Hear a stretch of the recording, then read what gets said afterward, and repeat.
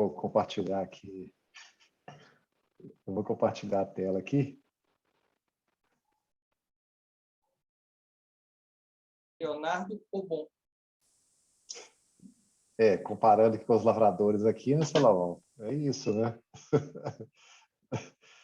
Mas eu imagino que todo mundo esteja vendo a tela aqui, né, pessoal? Primeiro agradecer pela oportunidade de estar trazendo o estudo aqui hoje. Esse tema parábola, né? Assim, não é uma coisa são estudos que eu tenho costume de dar, né? Que é sempre uma coisa que eu não tenho, vamos dizer assim, não é minha zona de conforto, né? Então, o convite também fez com que eu gastasse algumas horas estudando o tema e tudo, quer dizer, gastei bem o meu sábado, né? Estudando o tema, estudando o Evangelho. Então, é sempre o maior beneficiado, inicialmente, já fui eu, né? Então, eu agradeço pela oportunidade, pelo convite, por estar trazendo esse tema hoje, da parábola dos lavradores maus. Eu confesso que não é uma parábola que eu conhecia, né? Que eu tinha conhecimento dela. Então, na hora que tive o convite, eu achei até ótimo que é uma parábola nova que eu tenho oportunidade de estudar. Então, pessoal, nessa parábola, a gente vai procurar primeiro, a gente vai falar um pouco a respeito da interpretação com base na situação na época, e depois a gente faz uma extrapolação para os nossos dias atuais. Então, a gente vai ter a oportunidade de estar discutindo isso dentro do contexto daquele momento, né, que Jesus estava passando, e também vou poder pensar um pouquinho assim, como é que eu trago essa parábola para os nossos dias atuais.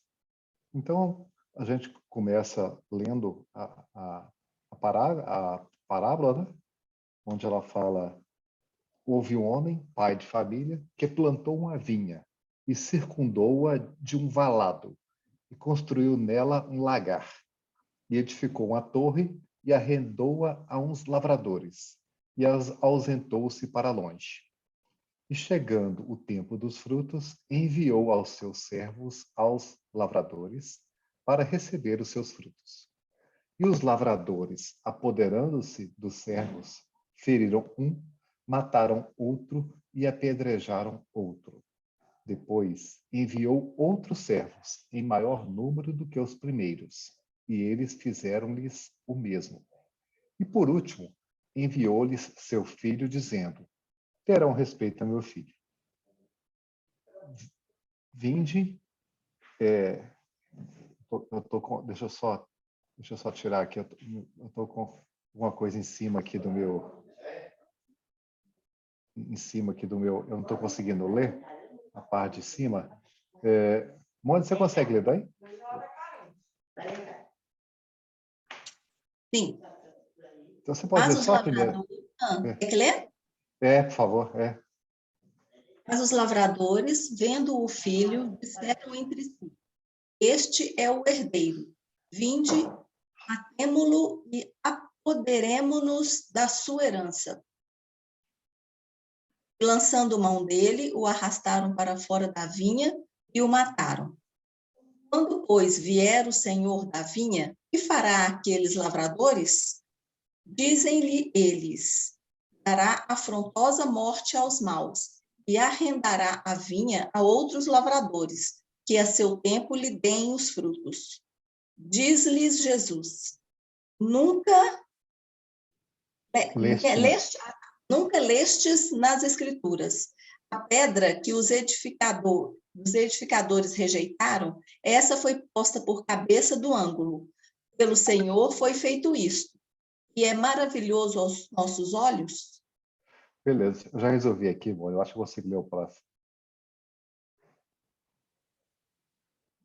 Portanto, eu vos digo que o reino de Deus vos será tirado e será dado a uma nação que dê os seus frutos. E quem cair sobre esta pedra, despedaçar-se-á, e aquele sobre quem ela cair ficará reduzido a pó.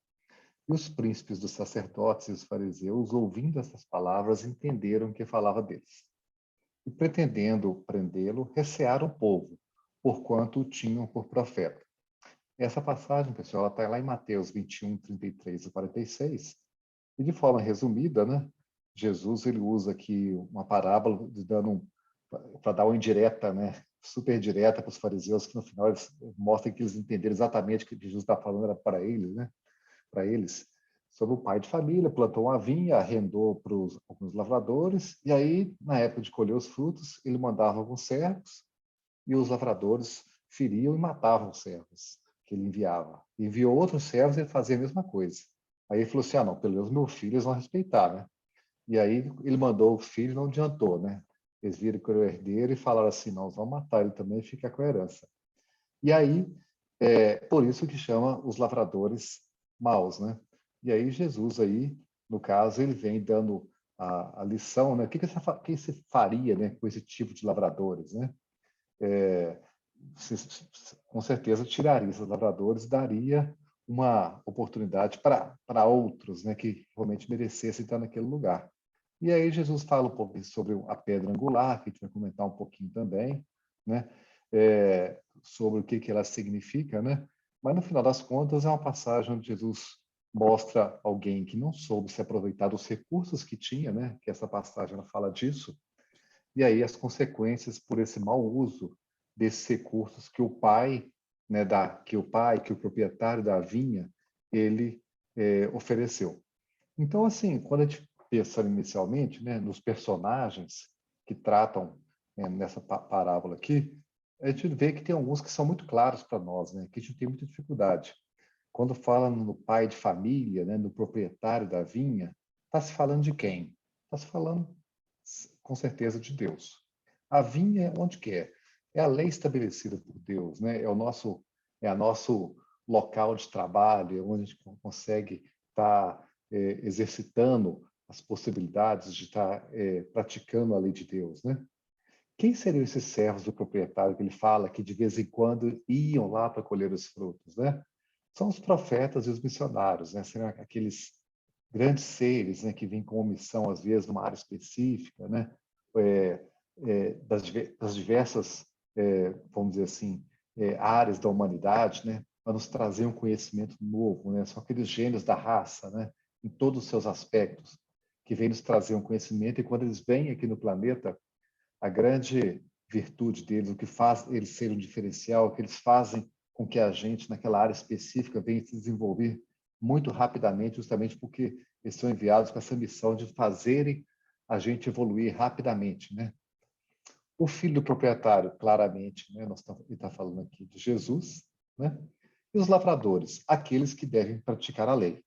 No caso aí, os fariseus, eles acharam que estava falando deles, né? A gente vai até conversar um pouquinho sobre isso aqui, quando a gente falar assim, dentro do contexto da época, né? O que estava querendo dizer, mas aqueles que devem praticar a lei, né? Aqueles que estão na vinha, né?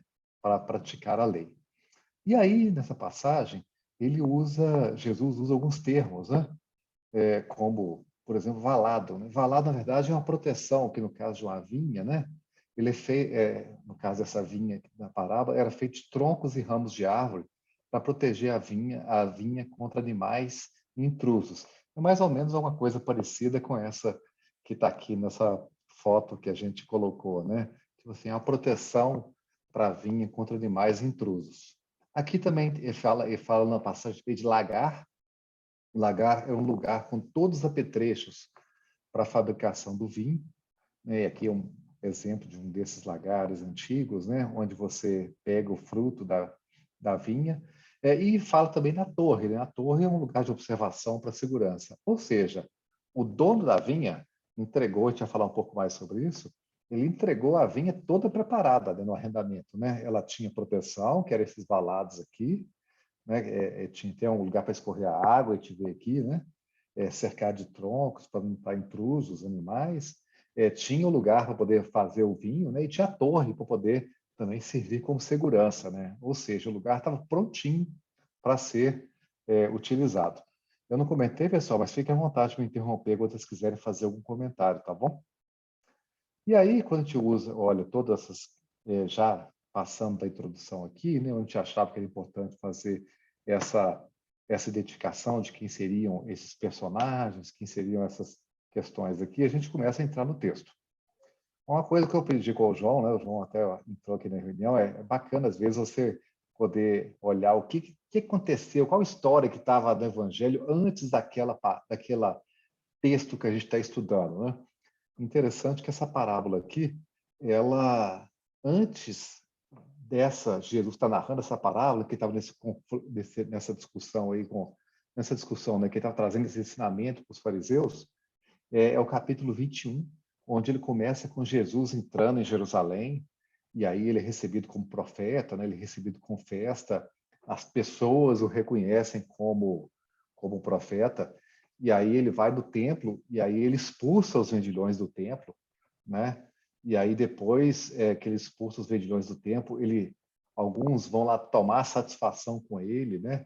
E tem um momento onde também ele amaldiçoa a figueira, né?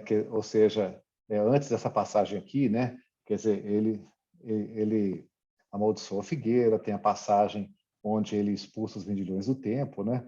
E aí alguns desses fariseus vão tirar satisfação com ele. Então, eu te vê que Jesus estava no momento calminho? Não estava, né, pessoal? Jesus, o chefe estava bravo, né? Era uma hora que realmente Jesus realmente não estava no momento ali de passar a mão na cabeça de ninguém, né? Ele realmente era um momento de testemunho. Então, a entrada dele em Jerusalém era realmente um momento, não era as bodas de Caná, isso que eu estou querendo dizer, né? Não era um momento de festa, onde ele estava iniciando o apostolado dele, era um momento de testemunho e Jesus sabia disso, né? Então, são passagens muito intensas nesse capítulo 21 para frente, onde vê que Jesus sabia que aquilo ali era um momento crucial do seu testemunho, da sua missão, e ele, no estado de tensão, mas não quero dizer tensão, quero dizer de nervoso, nada disso, no sentido de totalmente absorto, né? Envolvido no seu processo ali de cumprir a sua missão e sabendo como que aqueles minutos, aqueles momentos ali, eles eram importantes para ele poder trazer a mensagem dele, né? E aí, pessoal, falando um pouco disso, né? Falando um pouco assim desse contexto da época, né? A passagem fala, né? Que plantou uma vinha e circundou-a de um valado e construiu nela um lagar e edificou uma torre. Ou seja, o que nós falamos, né? Lugar totalmente protegido. Os israelitas, esse valado, essa proteção, eles eram protegidos da sua fé, né? Contra essas infiltrações. De vez em quando acontecia uma infiltração nas ideias monoteístas, mas toda aquela fé inabalável que eles tinham, como, por exemplo, quando Moisés subiu ao monte, quando voltou, já estavam adorando o bezerro de ouro, mas era um povo que conseguiu, apesar de todas essas ameaças, né? Ele conseguiu ficar protegido na sua fé, pelo que estava escrito na lei mosaica, e quando essas coisas tinham risco de se perder, vinham as revelações dos profetas como que para poder trazer uma segurança e fazer com que aquela ideia do monoteísmo, né, aquela fé em um Deus único, ela se mantivesse intacta. Então, a gente percebia que os israelitas, eles eram protegidos na sua fé, apesar de todas as dificuldades que eles passaram no meio do caminho, né? Sempre foram povos escravizados por outros povos, né? Mas eles conseguiam manter a sua fé. E eles tinham a sua estrutura social e política, né? Porque o lagar, na verdade, é onde você vai conseguir pegar os frutos e fazer com que ele gere um produto, que é o vinho, né? Eles tinham condições propícias na sua estrutura social e política ali para desenvolver a ideia de Deus e o cumprimento de suas leis. Se eles não conseguiram cumprir, aí é outra questão. Mas a sua estrutura social permitia a eles, né, dentro da ideia do monoteísmo, eles criarem condições de ter uma vivência religiosa muito diferente, num patamar muito superior ao de outras religiões, de outros povos, né? E a torre aqui, né, é o Templo de Jerusalém, que se fala que a gente pode usar na época, né, onde se buscava comunicação com Deus numa visão monoteísta, muito mais elevada. Então, assim, o templo em si, ele não era problema, né? Ele na verdade, representava uma busca, um local de comunicação com Deus de um patamar muito diferente, né? Sem que poderia ser utilizado. Ou seja, tinha todo o ambiente para o povo de Israel para poder esperar a chegada do Messias e receber o Messias como realmente o povo escolhido. Então, a gente vê que a vinha estava realmente pronta para o povo de Israel. E aí, né, no caso, Deus, né, ele arrendou-as aos lavradores e as ausentou-se para longe. Aí nós falando de Deus, estamos falando daqueles que cumprem os desígnios divinos, inclusive o Cristo, né? Então, quem seriam esses homens na época? Ao contrário de hoje, onde nós temos um nível de sofisticação e discernimento da humanidade muito maior do que naquela época, o nível de compreensão das coisas pela sociedade era muito menor do que hoje, capacidade de discernimento. Então, assim, esses homens que eram os doutores da lei, esses que tinham o conhecimento, eles representavam uma parcela muito específica da população e eles tinham uma obrigação, dentro daquele ambiente religioso, daquele ambiente ali do povo israelita, né, do povo judeu, muito superior aos outros, né, com missão de fazer o povo cumprir a lei de Deus e se virem como orientadores, né, como guias realmente religiosos, no sentido mais virtuoso da palavra, para todo aquele povo. E quando fala que o pai proprietário se ausentou, dentro de um processo normal de livre-arbítrio, né, onde não é de abandono, que a vinha foi preparada com todas as condições de estrutura, né, para que eles pudessem exercer as suas atividades, né, mas no caso, ele ausentou, mas permitindo, agora é com vocês, já que eu preparei tudo para que vocês possam exercer, cultivar cultivar a vinha e produzir o vinho. Eu deixei tudo pronto para vocês, justamente no sentido de como que Deus age conosco. O Salomão levantou a mão, e Salomão, fica à vontade, amigo. Eu acho que é exatamente o que você está falando, na questão da ausência de Deus, lembrando aquele nosso livro, né? Que é o desaparecimento de Deus. Mais Que meu que o senhor, Salomão. Mais eu que o senhor, né? é, Já está aqui em casa tem tanto tempo, né, que você emprestou. Né? é os campeão. Mas qual que é a questão? Que Deus, assim, primeiro prepara tudo para a gente. Eu acho que não só no macro, mas também no micro, sabe, Léo? Assim, que nós estamos falando de uma questão social, né? Mas a gente pensando dentro do nosso próprio coração, né? Da nossa própria terra, né? Porque todos nós temos uma terra dentro de nós, onde a semente cai, né? E ela é cultivada, aquela passagem do semeador.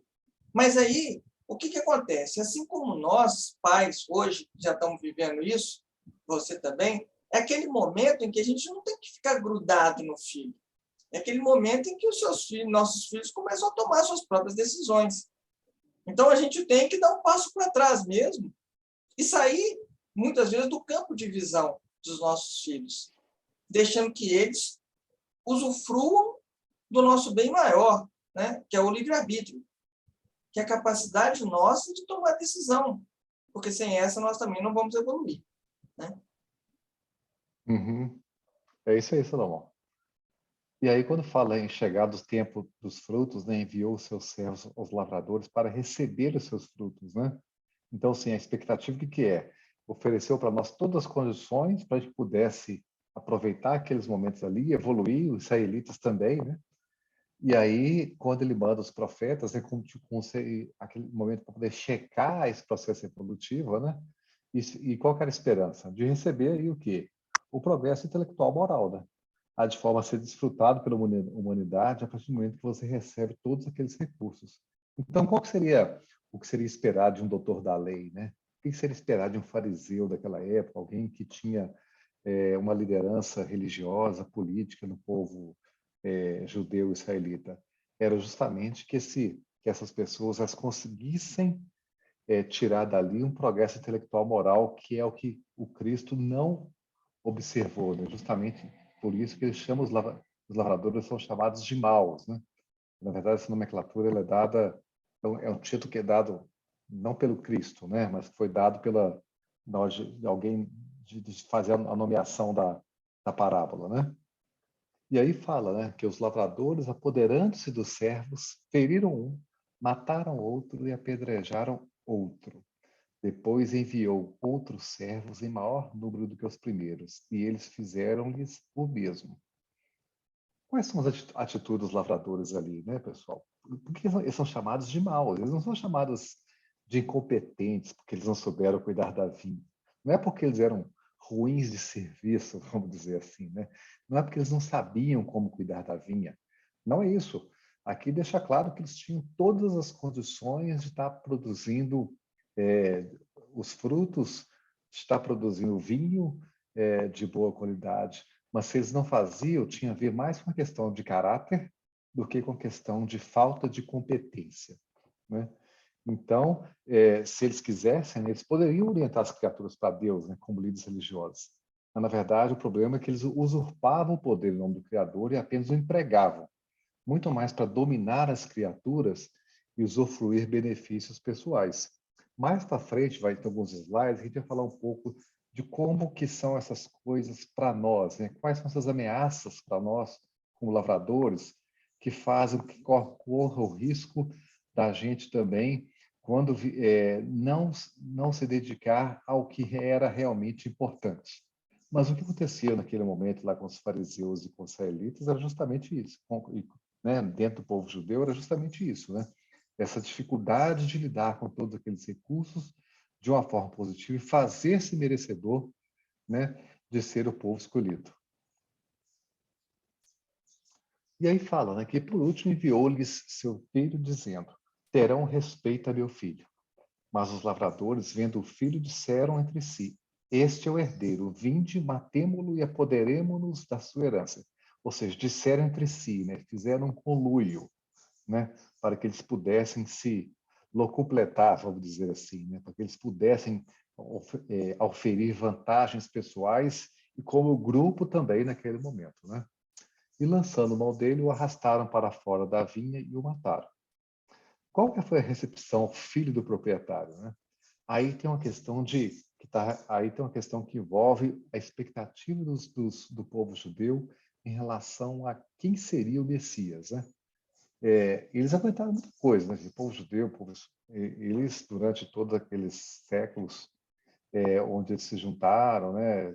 Que atravessaram o deserto, sendo conduzidos por Moisés, ali a liderança depois de outros profetas, a gente vê que foi um povo que foi sempre muito sacrificado, sempre escravizado, e o que os mantinha muito unidos era sempre a crença naquele Messias que iria vir. O problema é qual a expectativa do que esse Messias iria fazer, né? Aí a gente vê uma interpretação muito imatura. Acho que o melhor termo é esse, né? Não é maldade, não é nada disso, é imaturidade espiritual das criaturas mesmo de achar que seria alguém que seria o rei do mundo, né? Um dominador do mundo material que viria com seus exércitos alados e faria com que o povo judeu aí começasse a mandar em todo mundo, né? Os escravos seriam outros, né? Eles que estariam escravizando todo mundo. E aí quando chega aquele cara fraterno, manso, né? Pregando amor a todos, realmente o pessoal foi muito refratário, né? Então eles não reconheceram a autoridade do Cristo, né? Colocaram seus interesses individuais acima dos interesses coletivos. Então a gente vê isso claramente no Evangelho, né? Quando a gente vê essas passagens desse capítulo 21, a gente vê como que eles vão lá mesmo tirar satisfação com Cristo, né? O que você pensa que é, né? Você acha que você é profeta? Você acha que você é o filho de Deus que estava se falando das profecias, né? Como que você ousa falar isso, né? Justamente porque aquela pessoa ali que estava cercada de outras pessoas humildes, como discípulos, não era exatamente o que eles estavam esperando, né? Era uma frustração muito grande para eles, considerando o que eles estavam imaginando como sendo a autoridade de um Messias que eles tinham expectativa, né? E aí, quando, pois, vier o Senhor da vinha, que fará aqueles lavradores? Aí o Cristo perguntando, né? Os fariseus. Dizem-lhe eles: dará afrontosa morte aos maus e arrendará a vinha a outros lavradores, que a seu tempo lhe deem os frutos. Portanto, eu vos digo que o reino de Deus vos será tirado e será dado a uma nação que dê os seus frutos. Aí tem a consequência dos atos, né, pessoal? Os povos judeus se julgavam o povo eleito por Deus, né? Achavam que tinha um pacto, uma aliança com o Altíssimo, né? E é uma situação que para eles era honroso, né? Era gratificante. E a gente vê como que depois disso, né, justamente por eles terem rejeitado o Cristo, né, como que eles perderam a liderança espiritual do mundo, né? O cristianismo se espalhou, aí a gente vê a missão de Paulo até muito em função desse processo, né? Quer dizer, Paulo levando aos gentios o evangelho e aí a árvore do evangelho ela sendo transplantada lá da região lá da Palestina, justamente porque eles não se fizeram merecedores do Senhor da vinha, né? daquele que preparou tudo, deixou para que eles pudessem produzir o vinho, mas eles não honraram aquele arrendamento. E aí a liderança espiritual passou a ser até exercida por outros povos, né, que aceitaram Cristo e sua mensagem, né? Ou seja, eles foram vencidos pelo progresso, né? A verdade em marcha. Isso é um negócio muito bacana também, né, gente? Isso serve como para povo e serve para nós também. Nós vamos falar sobre isso, né? A gente pode ser vencido pelo progresso também, se a gente ficar para trás. As coisas, o progresso, a evolução, vai acontecer independentemente da nossa vontade. Então, se a gente quiser fazer parte desse movimento, maravilha, ótimo, né? Os espíritos superiores falariam assim para nós, estamos juntos, né? Mas se a gente não quiser também, as coisas vão acontecer e a gente vai ficar para trás. E isso foi o que aconteceu naquele momento com o povo judeu, né? Nós estamos falando aqui querendo criticar o povo judeu? Não, sinceramente que não, porque a gente vê que essas histórias de frustração, de não saber lidar com a verdade espiritual, é a história da humanidade, né? Naquele momento é o povo judeu, mas qual povo, né? Qual sociedade que pode se vangloriar de ter vivido essas questões, né?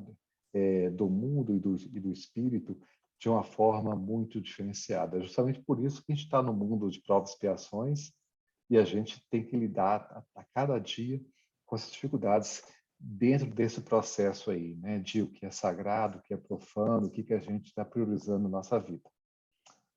E aí, pessoal, aqui a gente vai trazer um pouco, né? Pensar um pouco como que a gente traz isso para a nossa atualidade, né? Para a nossa situação atual. Através da reencarnação, a gente caiu nesse mundo de novo, né? Nesse momento, a gente está vivendo a nossa reencarnação nesse planeta e no mundo cada vez, no mundo de lutas e experiências, né? Esse mundo ainda é um mundo de provas e expiações em processo de transição para o mundo de regeneração. Nós vemos já vários exemplos, várias coisas que podem que servem para que a gente possa afirmar que esse processo de transição já está acontecendo. Apesar de muita luta e experiências, a gente está num momento onde a pressão espiritual ela já começa a trazer algumas coisas positivas para a humanidade, por mais que a gente esteja vendo um caos, se a gente conseguir fazer alguns marcos no tempo, a gente vê que a humanidade ela vem melhorando a passos largos, mesmo que pareça que a gente está numa crise a todo instante. Mas eu acho que a gente tem que ser otimista como espírita, né? Porque o espiritismo, o evangelho nos traz otimismo com relação ao futuro. Então, não cabe a gente falar que o mundo está piorando, o mundo está num momento super difícil. Lógico que está um momento difícil ainda, né? Mas comparado com o passado, já conseguimos muitas coisas, né? Mas é um ambiente, essa vinha de hoje, né? A gente pode falar que é um ambiente muito dinâmico, as coisas mudam rapidamente, é diferente igual no passado, na Idade Média, né? Onde um agricultor ele ia plantar, colher e produzir exatamente igual ao avô dele. Não tinha grandes avanços tecnológicos, não tinha grandes diferenças, né? A ciência não evoluía, então o tempo passava mais devagar naquela época. O ambiente hoje não é assim. Ele é muito dinâmico, ele é complexo, ele é cheio de ambiguidades. Se alguém puder falar como é que vão ser as coisas daqui a 10, 15 anos, é sempre muito difícil, né? Às vezes aparecem coisas novas que a gente não está esperando, que a humanidade não tinha como referência, né? E aí, o que a gente pode esperar do futuro? Na verdade, assim, é difícil prever. A gente tem que ver que as coisas forem acontecendo, a gente vê como é que a gente lida com as questões. Mas é um ambiente dessa vinha cada vez mais complexo. O que nos protege, gente, desse ambiente dinâmico, complexo, cheio de ambiguidades? Aí, pessoal, é a moral cristã. É ela que nos defende, nos protege. Se a gente colocar a moral cristã, quando falamos de moral cristã, estamos falando dessas coisas que envolvem a essência do evangelho, né? Que são as humanidades, né? É o amor ao próximo, é amar ao próximo como a si mesmo, né? É a questão da fé, são essas coisas de teor moral no seu sentido mais sagrado, né? É isso que protege a gente desse ambiente caótico, que parece caótico às vezes que a gente está. Quando a gente tem essa moral cristã, ela a gente pode dizer que ela é o valado, é o lagar e a torre. Ou seja, nessa vinha atribulada, são essas coisas aí né? Que é a moral cristã que nos protege. Então, nada nos falta para viver, progredir, produzindo frutos, sabedoria e paz, justamente porque a gente tem a moral cristã e a gente usa ela como referência, a gente está seguro. O grande problema nosso é a gente não perder esse foco, né? Não perder esse farol. Se a gente não perder esse farol, a vida fica mais fácil. A gente vai comentar um pouquinho sobre isso também.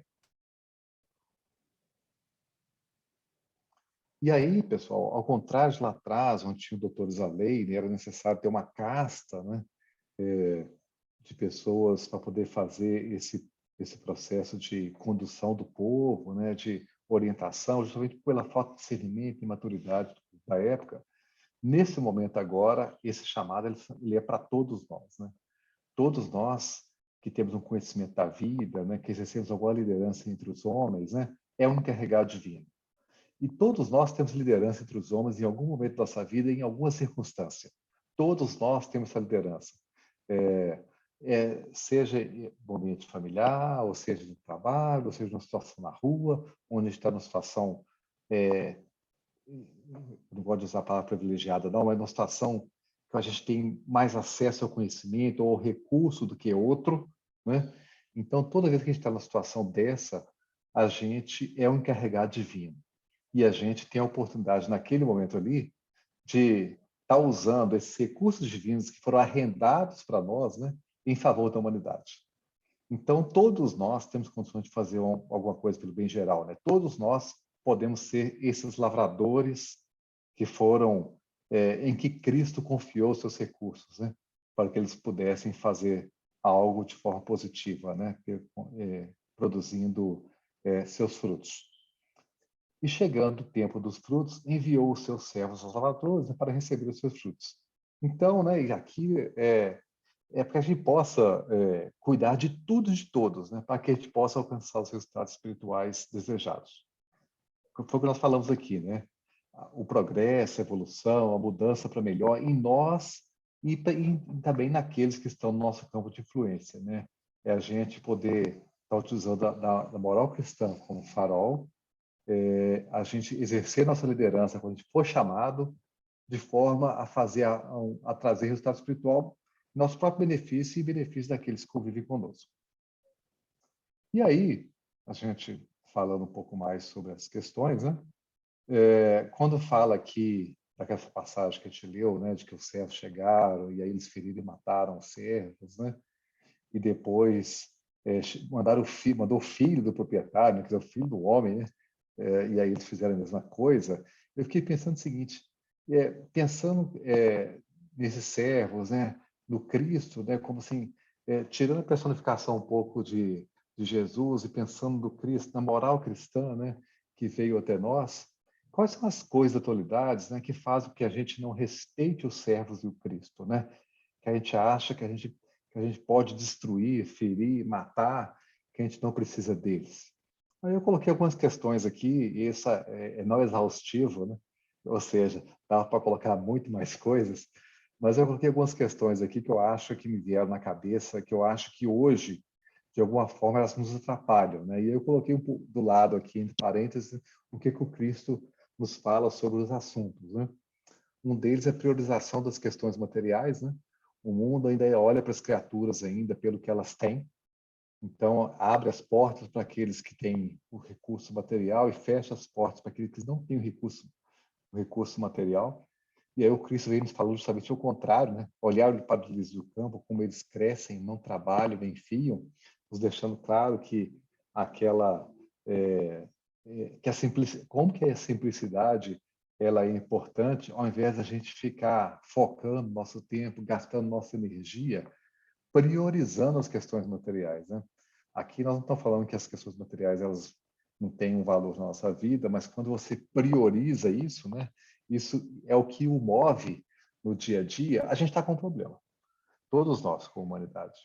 Então, a gente pensar um pouco nisso como humanidade, quanto que essas questões elas estão nos atrapalhando a ser felizes e atrapalhando com que a gente receba o Filho do Homem de uma forma positiva, de braços abertos, né? Ao invés de querer matá-lo e nosso próprio benefício ficar com a herança, que aí é o mundo. Outro, né, a busca das paixões e prazeres terrenos, né, é viver do sentido, né, a busca do prazer em todos os seus sentidos. E aí a gente vê uma passagem, eu acho que essa é de Paulo, né, quando ele fala que foge também das paixões da mocidade. Aqui da mocidade eu entendo como da imaturidade espiritual, sabe? E segue a justiça, a fé, o amor e a paz com os que, com o coração puro, invocam o Senhor. É justamente a gente vê que essa busca da paixão, do prazer terreno como felicidade, né? Ele acaba trazendo muita infelicidade para nós.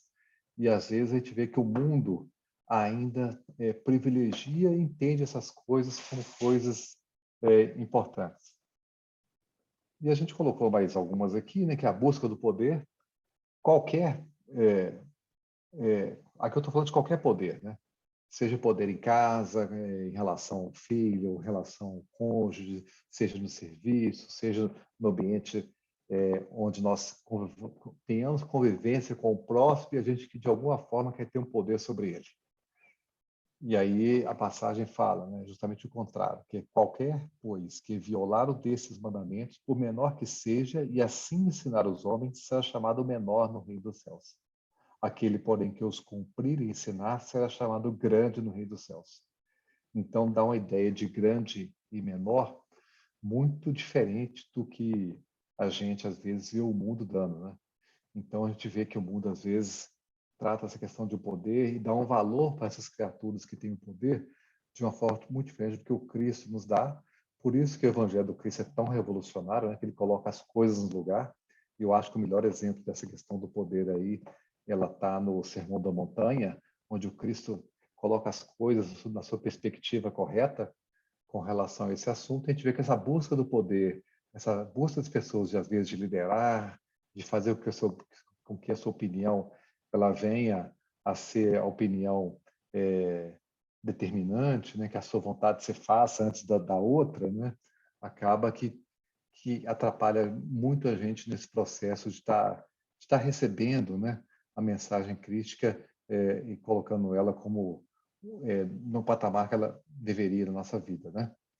Paixões políticas, né? Aí Jesus fala, dai, pois, a César o que é de César e a Deus o que é de Deus. A gente vê que esse é um assunto que o mundo hoje está cada vez mais extremado, né? E não é uma coisa só de Brasil, é uma coisa de mundo. Isso acontece aqui, acontece nos Estados Unidos, acontece na Europa, né? Onde, em função desses assuntos, a gente vê que famílias, às vezes, passam por processos de separação, justamente porque as pessoas colocam essas paixões políticas acima das questões de humanidade, né? Eu gosto do meu próximo desde que ele esteja a mesma orientação política minha, né? Eu aceito o meu genro desde que ele pense igual a mim politicamente, né? Ou então, meu amigo de centro espírita, ele é beleza, mas desde que ele tenha a mesma orientação política minha, porque se não tiver, eu vou mudar de centro, né? Então, eu acho que essas coisas são muito ruins, né? Porque essas coisas, elas não podem estar acima dessa moral cristã que nós falamos, né? A moral cristã deve ser o farol da nossa vida. Nós estamos falando aqui que nenhum de nós vai ter alguma questão de preferência política, de como que se vai chegar no melhor caminho, né? Todos nós podemos ter nossas preferências, mas a moral cristã está acima disso. E agora é muito esquisito quando a gente coloca isso ao contrário, né? Moral cristã abaixo dessas paixões políticas. E uma outra coisa que eu coloquei aqui é a rotina e perda de foco no sentido da reencarnação, né? Às vezes a gente se perde aqui na nossa reencarnação. Eu fico achando isso.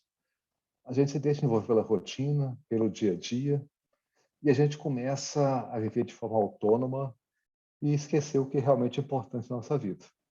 E quando Jesus fala, Marta, Marta, estás ansiosa e afadigada com muitas coisas, mas uma só é necessária, poxa, é umas passagens que eu acho assim, mais bacana como alerta do Cristo, porque Marta, às vezes, representa a nossa realidade, né? Então, assim, às vezes a gente está afadigado com muitas coisas, ou a gente está cansado, ou a gente está com preguiça mesmo, né? E a gente perde o foco no que realmente é importante quando a gente começa a se vestir num punhado de lugar, né? Começa a se deixar levar pela rotina, aquele desenhozinho que mostra o relógio, essa tanto de coisa que a gente coloca na nossa vida, né? E a gente começa a viver como um robô, né? Sem parar de vez em quando para respirar e pensar assim, para que eu estou fazendo tudo isso, né? Qual que é o sentido da minha vida? E é muito chato quando a pessoa descobre isso, assim, lá na frente, né, depois que ela aposentou, que ela pensa, puxa vida, por que eu fiz esse tanto de coisa aqui para trás, né? O que isso realmente tinha de valor da minha vida? E a pessoa vê que ela perdeu um punhado de coisa importante, mas que ela só vai descobrir lá na frente, mais lá no final vamos supor assim, no último um terço da reencarnação dela, né? Então, a gente não perder esse foco, não deixar que essa rotina nos absorva, porque às vezes pode acontecer que nós estamos num patamar mais elevado, né? Que a gente não vai matar o filho, mas simplesmente vai chegar e a gente vai escutar ele. A gente vai não dar bola para ele, a gente vai fingir que ele não existe. Aí não é nem ser mal, aí é ser aquele, vamos dizer, assim, é o lavrador indiferente, né? É o lavrador surdo, é justamente aquele que não consegue perceber a importância do Cristo chegando, né? E como que a gente deve recebê-lo. Então, eu coloquei algumas coisas aqui que a gente tem que pensar muito no dia a dia, como que essas coisas aqui, elas estão nos ocupando e como que essas coisas aqui podem estar atrapalhando a gente para na hora que esse servo chega querendo nos trazer um ensinamento, querendo nos ajudar a mudar de patamar evolutivo, ou também o Cristo, né, representando a moral evangélica aqui, como que essas coisas podem estar dificultando a nossa vida. E aí ele fala, né, que o Cristo, né, fala com aqueles lavradores, né? Então, assim, toda vez que a gente se afasta do Cristo, isso nos traz infelicidade, a gente como se constrói novas lutas para que a gente possa alcançar o bem-estar íntimo e a paz espiritual. Então, assim, não viver em sintonia com a moral evangélica é como se você nadasse contra a correnteza. Você cansa muito, né? Você gasta muita energia e você não sai do lugar. Então, exatamente o contrário, né? Quando você está em sintonia com a lei de Deus, você está nadando no fluxo do rio. Então, a vida, ela fica mais fácil, ela te traz mais felicidade e você consegue ir progredindo de uma forma com mais alegrias, né? Com mais conforto espiritual. Mas a gente só compreende isso quando você começa a ter mais maturidade de saber que você não deve ir para o caminho errado, né? Que aquilo pode te dar um prazer momentâneo, mas que no longo prazo aquele negócio vai te custar muito. Então, assim, se você não cuidar da vinha, o que vai acontecer? Você vai ser infeliz, vai trazer novas lutas, ter que se matricular em novos cursos, né? Para alcançar o seu bem-estar íntimo e sua paz espiritual. No final das contas, é isso, né? Então, são escolhas que a gente vai fazer na nossa vida que vão ajudando a gente a se tornar uma pessoa mais feliz, com mais bem-estar, ou exatamente o contrário. Muitas pessoas que a gente conhece têm, às vezes, a vida mais enrolada, a gente pensa assim, meu Deus do céu, como é que essa pessoa foi cavar tanto buraco para ela, né? A gente conhece gente assim. Então, mas no final das contas, foram escolhas que a pessoa fez, né? E aí vão construindo as dificuldades, e depois tem que remar de volta. Então, nós temos que pensar nisso também, não ficar preocupado com o outro, né? A gente às vezes está vendo isso, mas preocupado assim, poxa, e eu aqui, né? Como é que esse negócio está me afetando? E aí, né, numa passagem mais à frente, né, o Cristo fala, né, a pedra, nunca lê isso nas Escrituras, a pedra que os edificadores rejeitaram, essa foi posta por cabeça de ângulo, pelo Senhor foi feito isso. E é maravilhoso, maravilhoso aos nossos olhos. Aqui o Cristo está falando nas Escrituras, quando estava se construindo o Templo de Salomão, e aí eles buscavam as pedras para poder construir o templo, né? As pedras eram todas uniformes, né? Elas tinham o mesmo padrão para construir o templo. E aí veio uma pedra que era totalmente fora do padrão, tinha um ângulo diferente, né? E eles deixaram aquela pedra de lado, eles não utilizaram essa pedra. Só que na construção chegou o momento que eles precisavam de uma pedra que tivesse um determinado ângulo que ia ser a base do templo. E aí aquela pedra que eles tinham rejeitado, né, que estava lá afastada, era justamente a pedra que se encaixava ali na base do templo e ela tinha, é uma pedra grande, e ela tinha estrutura suficiente para poder suportar todo o peso do templo de Salomão naquele ângulo ali. Então, assim, o que está falando, essa pedra representa o quê? O Cristo, né? É a base do nosso processo de construção espiritual. Essa pedra angular é justamente o que? A doutrina cristã, que é essa base desse nosso processo de evolução, de nos tornar as pessoas mais sintonizadas, sintonizadas com a lei divina, né? E aí ele fala o seguinte: e quem cair sobre essa pedra? Quem não cumprir essa lei? Né? É justamente o que nós falamos aqui, né? É uma luta e glória, pessoal. É uma luta que você já sabe que você vai perder. Não tem chance de você ganhar. É 7-1, ok? É inútil tentar ignorar a verdade ou ela se opor. Ela sempre acaba preponderando. A questão é que vai acontecer agora ou vai acontecer mais tarde, mas ela vai acontecer quando você tenta lutar contra isso, né? Por isso que eu não sei qual espírito que fala, a gente sempre fala que é Emmanuel da Luiza, eu acho que é Emmanuel, mas fala esse binômio de ilusão e desilusão, né? Que é justamente esse processo nosso de tentar remar contra a correnteza, aí você descobre que você está errado, aí você fala que você vai melhorar, e depois você comete o erro de novo. Mas, à medida que a humanidade... Mas isso vai melhorando, tá, pessoal? Assim, não estou querendo trazer aqui um discurso pessimista, não, porque a gente percebe que, independente disso, a gente vai conseguindo melhorar. E a gente vai fazendo as coisas caminharem de forma positiva para que a gente possa estar vivendo essas experiências em ciclos, né, diferenciados de uma forma mais positiva. Então, assim, basicamente, essa era a passagem, é uma passagem, ela é muito clara, né? Jesus, ele não dá muita chance para os sacerdotes acharem que ele está falando com eles, não, né? Ele é muito direto na passagem sobre quem é quem, né? Sobre os personagens. Ele não deixa as coisas muito definidas, justamente para que os fariseus possam entender que ele está falando com eles, né?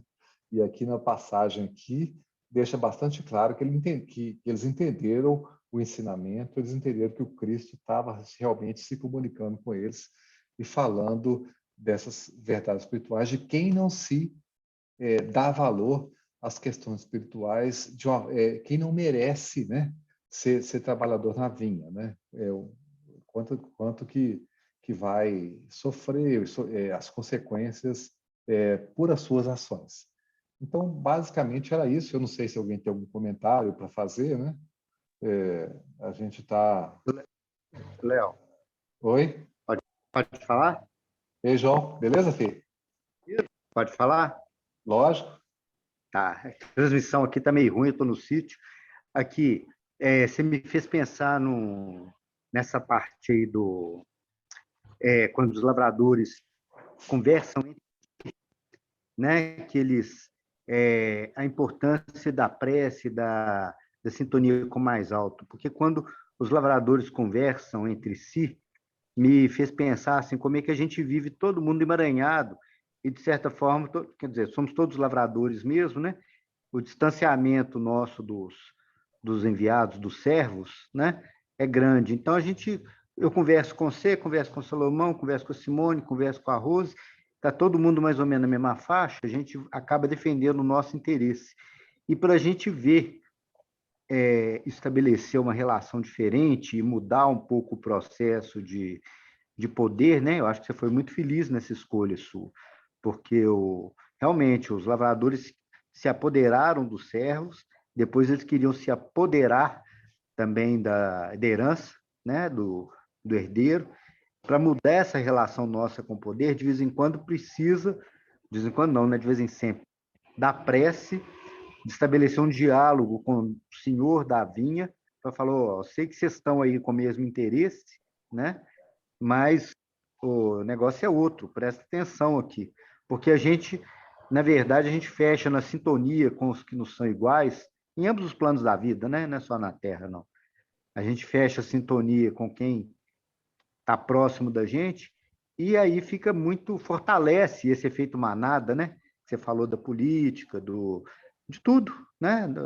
Da relação espiritual e tal, e a gente justifica, né? Nós justificamos as nossas ações. Não, tem que pegar mesmo, vão pegar, vão apoderar. E aí eu fiquei pensando nesse pedacinho, a importância da gente fazer a prece, tentar ter uma conversa com o senhor da vinha, para que ele nos lembre, fala assim, opa, peraí, esse aí é meu filho, esse aqui é meu servo, seu poder baixa a bola aí, né? É isso só que eu fiquei pensando. Ô, João, beleza. Vou até passar a palavra para o Salomão, que levantou a mão também, mas obrigado pelo comentário. Eu acho que é isso mesmo, né? Porque, até aproveitando o seu comentário aqui, com certeza na hora que que os lavradores, que o filho do homem chegou lá, eles criaram, não vou falar racional não, porque quando você fala racionalidade é uma coisa positiva. Eu prefiro, vamos dizer, eles criaram um argumento para justificar o que eles iam fazer, né? Então a gente acaba se alimentando muito mesmo. E hoje em dia isso é um outro movimento que tem acontecido muito, né? A gente só ouve quem pensa igual a gente, né? E a gente a prece ela entra dentro daquela questão do vigiar, né?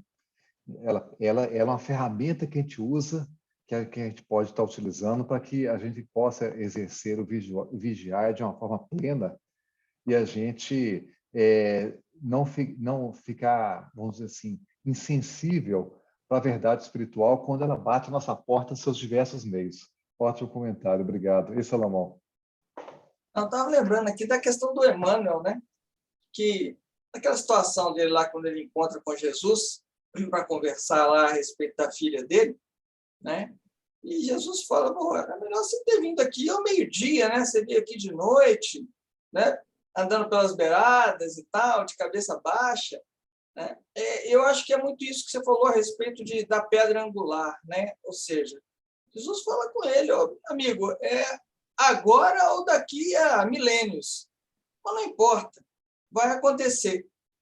Você escolhe, todo mundo escolhe o seu caminho, tem tudo na mão para poder tomar as melhores decisões, né? Nós temos todos os recursos para poder fazer o melhor possível.